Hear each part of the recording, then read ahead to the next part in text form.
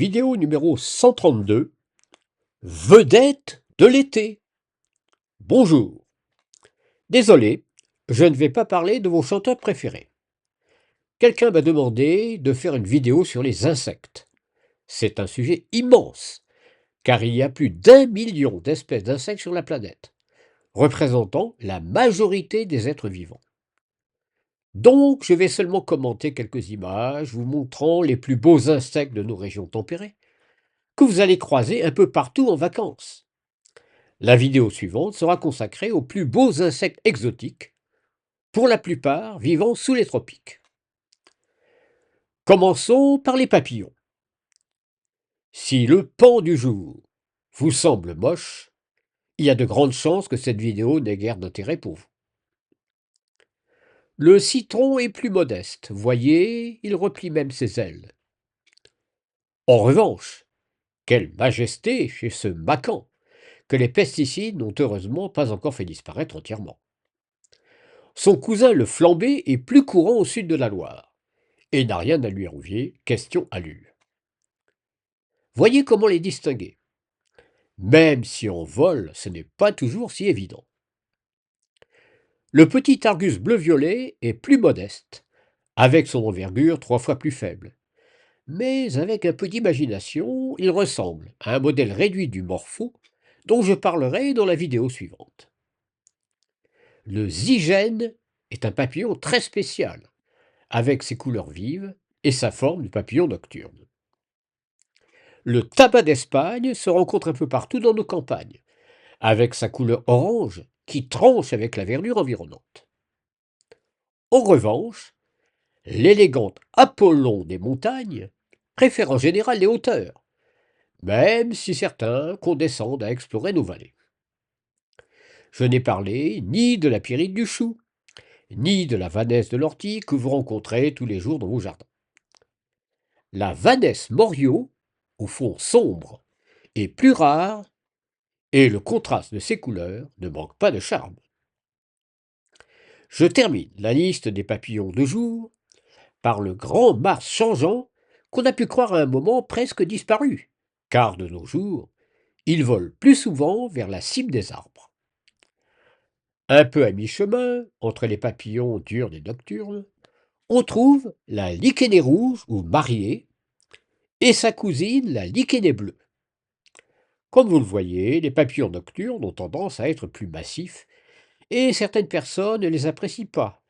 Par exemple, le sphinx de la vigne, malgré ses jolies couleurs, pourra être considéré comme repoussant par les insectophobes. Il y a beaucoup de papillons nocturnes en Europe. Le plus grand d'entre eux, le grand paon de nuit, s'aventure parfois jusque dans les agglomérations. Sa chenille verte est plutôt élégante, avec ses vésicules bleu pâle. Et malheureusement, les oiseaux n'en font qu'une bouchée. Il en va de même pour la chenille aux vésicules roses de son petit cousin, le petit paon de nuit. Passons à d'autres insectes volants. Je ne parlerai pas des abeilles, guêpes, frelons et autres animaux piqueurs que vous préférez certainement éviter de croiser. Mention spéciale toutefois pour l'abeille charpentière ou xylocope violet, dont la taille impressionnante peut effrayer et qui est, paraît-il, en général non agressive. Jolie couleur quand même, non? Passons aux libellules et demoiselles. La libellule, avec ses énormes yeux à facettes, est l'un de nos insectes les plus volumineux. Mais la demoiselle bleue, beaucoup plus petite, est d'une rare élégance. Elle existe aussi en variante rouge, à ne pas confondre avec la libellule écarlate. Pour terminer, passons aux terriens, qui ont aussi des ailes, mais les utilisent plus rarement. Le carabe doré peut se vanter d'avoir une livrée d'exception. Mais il ne le fera pas, car la cétoine dorée et les cicadelles pourraient bien rabattre son caquet. À l'opposé, les cardinaux et les gendarmes ne passent pas inaperçus. Cela dit, le gendarme n'est pas un scarabée ou un coléoptère, mais un hémiptère, ou plus vulgairement, une punaise. Parmi nos plus gros coléoptères, on trouve le dytique bordé qui évolue dans nos étangs et nos fossés comme un poisson dans l'eau. Cousin du hanneton, le rhinocéros mérite bien son nom.